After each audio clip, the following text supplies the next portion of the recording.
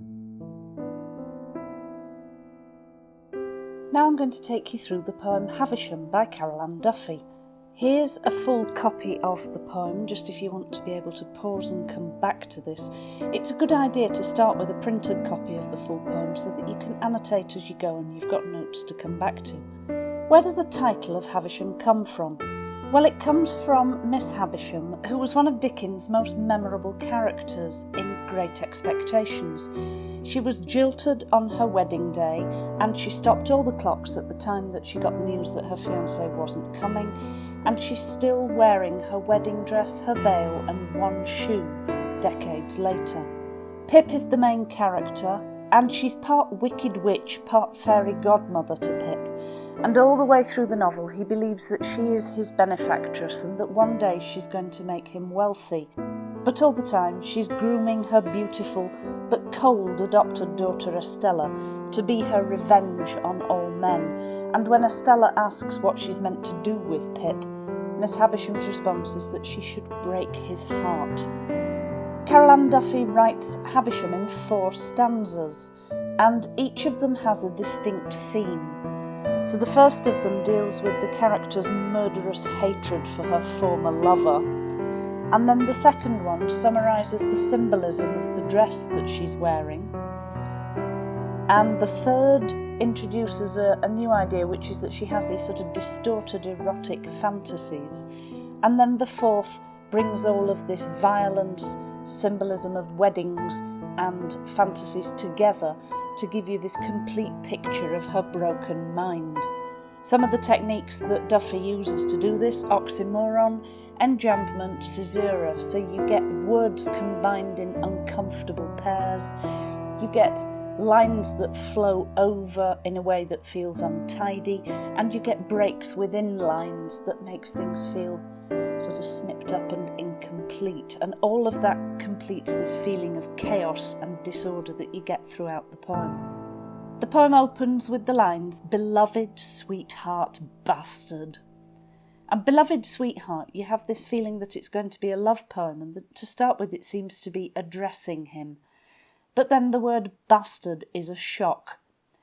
And beloved and bastard, you can hear the B, and the B is a plosive sound, which is made by sort of compressing air behind your lips and letting it go. P's and B's are regarded as plosives.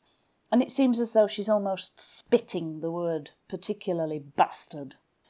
Beloved sweetheart and bastard together, you get the first use of oxymoron, suggesting confusion or conflicting emotions. She loved him, but now she hates him. And she carries on by saying that not a day since then I haven't wished him dead. Like beloved sweetheart bastard, this is another minor sentence. Beloved sweetheart bastard is just made up of adjectives and a noun. This one also has no predicate, it has no active verb. And I think it suggests really that she's too full of bitterness to bother with grammar. Not a day since then I haven't wished. You've got 2 negatives. And just like in maths, 2 negatives make a positive. She could have said that she has wished him dead every day. But somehow that doesn't convey the same feeling of negativity and hatred. These are bitter, angry, vengeful sentiments expressed even just in these opening lines of the poem. She goes on to explain this wishing him dead, that she has prayed for it so hard I've dark green pebbles for eyes. There's something really nasty about praying for somebody's death. Praying's meant to be a benevolent thing, and she's paid a price for it if it's transformed her eyes in this way, but she doesn't seem to care. Green is associated with jealousy, and pebbles, while they might have a superficial similarity with eyes in sort of size and shape, are cold, hard, inanimate, and ultimately unseeing. And I think that metaphorically suggests that she doesn't see as clearly as she did, and I think that's perhaps the first sign of madness that you really see in the poem. She carries on to say that in this praying for his death, it's not just her eyes that have been affected. Where she's been clasping her hands in this sort of nasty parody of prayer, she now has very clear veins on the back of her hands, which she sees as ropes. They're a sign of her age, the fact that she has grown old while she's been nursing this vengeance. And that metaphor demonstrates those murderous desires, that seeing veins, she sees them as ropes. And in this section, you've also got this misplaced modifier. So are they ropes that she could strangle with, or are they hands that she could strangle with? I think it's deliberately ambiguous, but either way, it's violent and unpleasant. From there, we move on to spinster. A spinster is an unmarried woman. The origin of the word is that unmarried women in a family used to be responsible for spinning the wool, but it has connotations too of spiders who sit and spin. And I think Miss Havisham is very much like a spider at the centre of her web of plotting. If you're familiar with the passage in Great Expectations that talks about her rotting bridal feast, which is still in the room where it would have been served, it's been taken over by mice and beetles and blotchy spiders. The word is another minor sentence, and it's isolated to emphasise her isolation, the fact that she is utterly alone in her spinster status. And then I stink and remember. I think this references the fact that she spent years, probably decades, wearing this wedding dress. Both her mind and her body are trapped in the past, and just as her body stinks, her mind isn't in such a good state either. And she goes on to explain that, telling us that she's spent whole days in bed, cawing "no" at the wall. The days she's spent in bed, she's been refusing to get up and resume any kind of a life at all, shutting herself away from the sun. And the verb choice cawing has connotations of a crow, and crows are linked with carrion and death. And the onomatopoeia of this no with 5 O's suggests a long, drawn-out cry. And I think we all know, really, that howling at the walls is a very stereotypical sign of madness. She then moves on to introduce the wedding dress, the dress she's been wearing for years, and it's now yellowing with age. And yellow is a colour that has connotations of decay. And the dress represents her here. It's a literary device known as synecdoche, where one part represents the whole, and the dress represents the whole woman. It trembles if she opens the wardrobe to look in the mirror. Is it the dress that fears what it will see and sees how it's spoiling? Or is it her that fears what the mirror will show her? She describes the mirror as slewed, and slewed is a word that's sort of like skewed or slanted. It suggests a distorted view, and I think her view is certainly distorted. The pronoun her, myself, suggests she doesn't initially recognise her reflection. When she talks in the third person about myself and who did this to me, it seems as though she doesn't quite know who her enemy is. Is it him because he jilted her? Or is it her because she's shut herself away in this hideous isolation ever since? The rhetorical question at the end of this and the enjambment across the stanza break increase the sense of confusion. I think enjambment, if it goes across a break between stanzas, gives a real feeling of kind of untidiness that just increases this sense of incoherence. She then talks of Puce curses that are sounds, not words.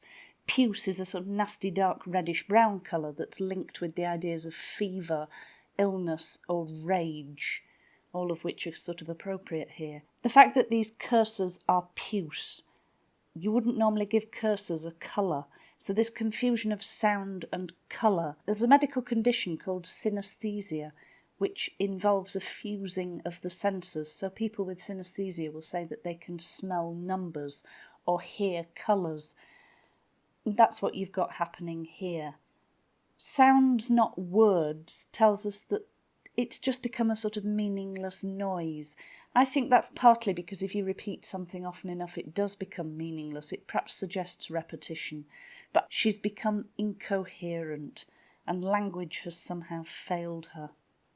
Then you almost get a counter-argument, because in the midst of all this, there are some nights that are better There are nights when she's been in a better place, even if that's only in her dreams. And she talks about these dreams, which I think are really quite erotic.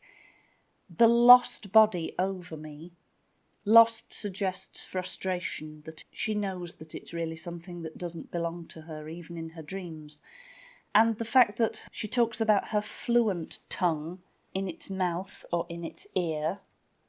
Maybe that's talking about a time when language hadn't failed her and when she was capable of communicating fluently.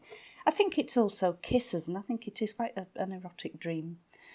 The pronoun it's, referring to the body, dehumanises him. If it's the beloved who jilted her that she's dreaming about, he has become an it. He's become an object. It objectifies him. And her mouth moves down, which is really quite sexually suggestive. And then it's spoilt by this sudden violence of bite. It's not love, it's aggression, and it's unpleasant.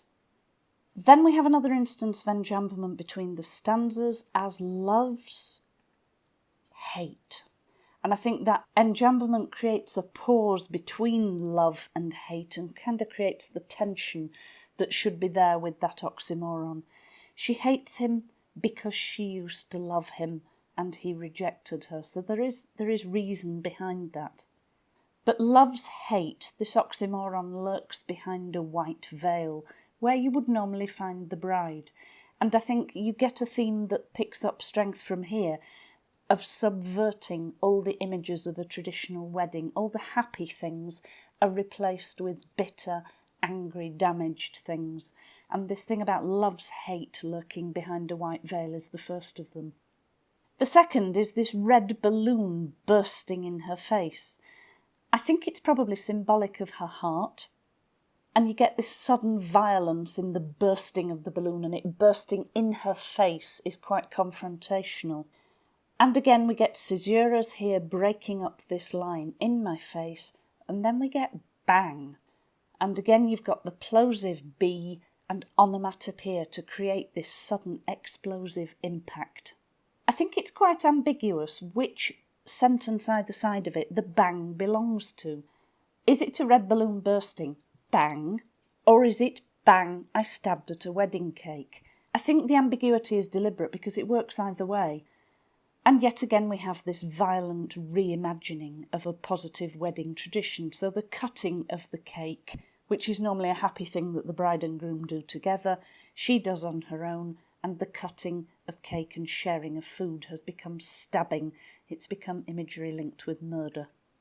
And from there we move on to give me a male corpse for a long, slow honeymoon.